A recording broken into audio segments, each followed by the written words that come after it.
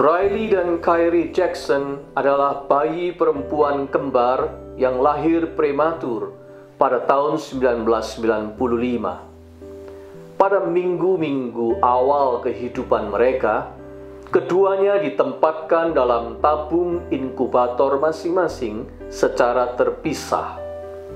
Kyrie lebih kuat, sedangkan Briley menunjukkan tanda-tanda lebih lemah. Suatu hari, tampaknya Briley tidak akan mampu bertahan.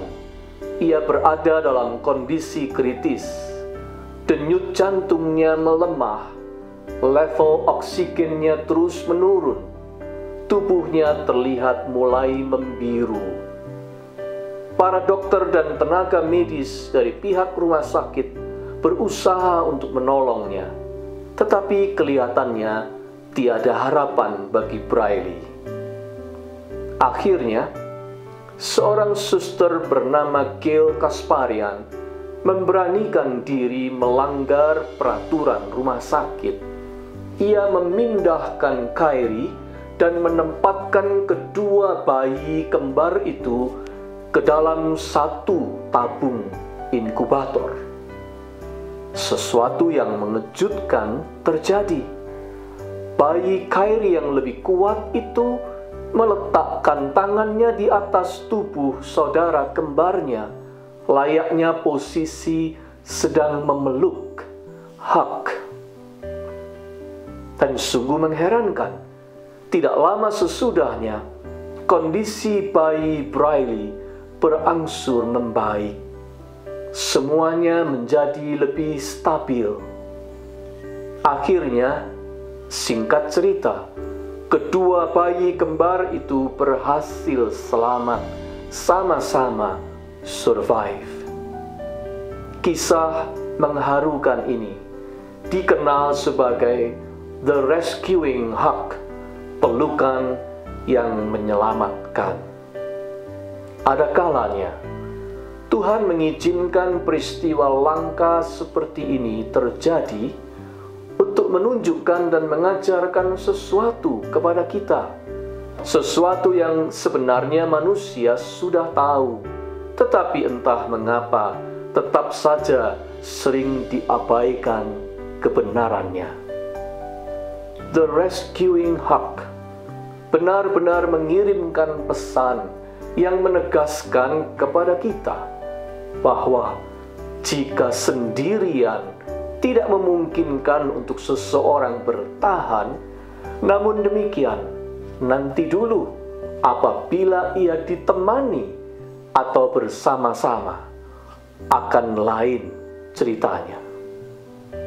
Penulis kitab Pengkhotbah adalah seorang yang melihat hidup dengan memakai kacamata yang amat realistis.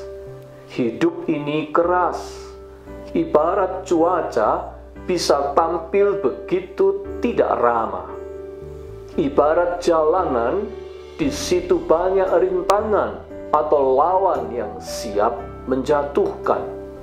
Jadi, sekalipun berjalan bersama teman belum tentu selalu baik, namun masih lebih baik ada teman daripada tak punya teman sama sekali. Dengarlah nasihatnya. Berdua lebih baik daripada seorang diri, karena mereka menerima upah yang baik dalam jerih payah mereka. Karena kalau mereka jatuh, yang seorang mengangkat temannya, tetapi wahai orang yang jatuh, yang tidak mempunyai orang lain untuk mengangkatnya. Juga kalau orang tidur berdua, mereka menjadi panas. Tetapi bagaimana seorang saja dapat menjadi panas?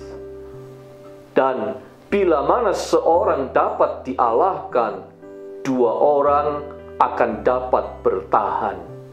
Tali 3 lembar tak mudah diputuskan.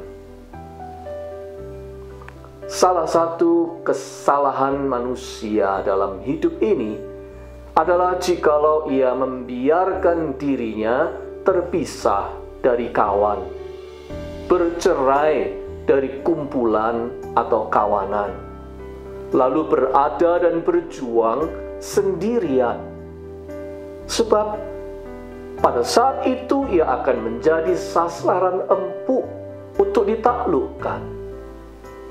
Kalau di zaman perang melawan penjajah dulu, kesalahan bangsa Indonesia adalah selalu termakan siasat divide et impera, siasat memecah belah, yang intinya adalah dibuat jangan sampai bersatu, sebab musuh tahu kalau bersatu kita teguh, sedang kalau bercerai kita pasti runtuh.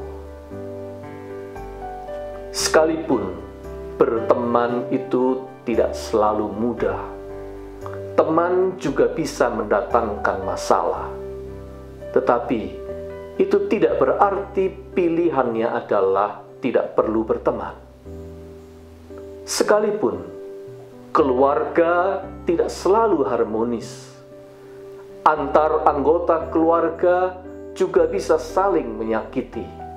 Tetapi itu tidak berarti pilihannya adalah menjauh dari keluarga. Sekalipun saudara seiman tidak selalu baik, seringkali mengecewakan dan melukai, tetapi itu bukan berarti pilihannya adalah meninggalkan persekutuan sesama saudara seiman. Bayi Braille tidak akan bertahan andai kata ia tetap sendirian di dalam tabung inkubatornya. Pelukan saudara kembarnya, Kyrie, ternyata telah merangsang timbulnya hormon oksitosin yang memberi efek menenangkan dan mengontrol fungsi organ-organ tubuhnya.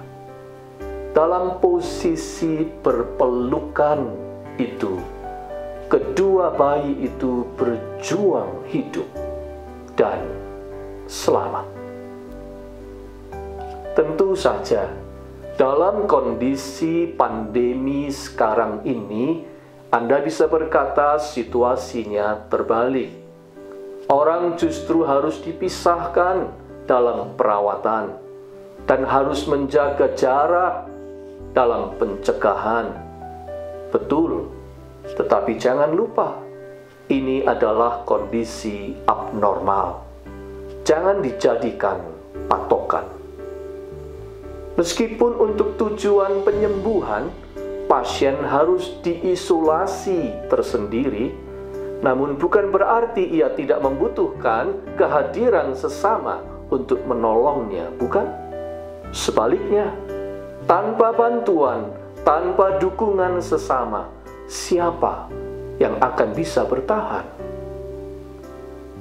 Kita pun dalam hidup ini akan sulit bertahan di tengah kerasnya kehidupan ini apabila kita berjuang sendirian, berpikir sendirian, bekerja sendirian, berjalan sendirian, serba sendirian. Tetapi sebaliknya, kita ini justru membutuhkan teman yang menepuk pundak kita, merangkul bahu kita, menggandeng tangan kita, mengelus dada kita, memuji hasil karya kita, menenangkan hati kita, membesarkan semangat kita, dan menguatkan iman kita, dan seterusnya. Jadi, jangan biarkan pengalaman buruk dan kekecewaan membuat kita kehilangan minat untuk berkerabat dan bersahabat. Tuhan menempatkan kita dalam satu tabung bernama kehidupan ini untuk saling bergandengan dan berpelukan sebagai saudara dan sesama. Pelukan si kembar Kyrie dan Briley sungguh mengingatkan kita akan kebenaran ini. Walaupun kenyataan bisa terjadi, ada pasangan yang pergi, ada teman yang mengkhianati, ada kawan yang tidak peduli atau malah lupa budi, bahkan keadaan pun bisa memaksa dilakukan isolasi.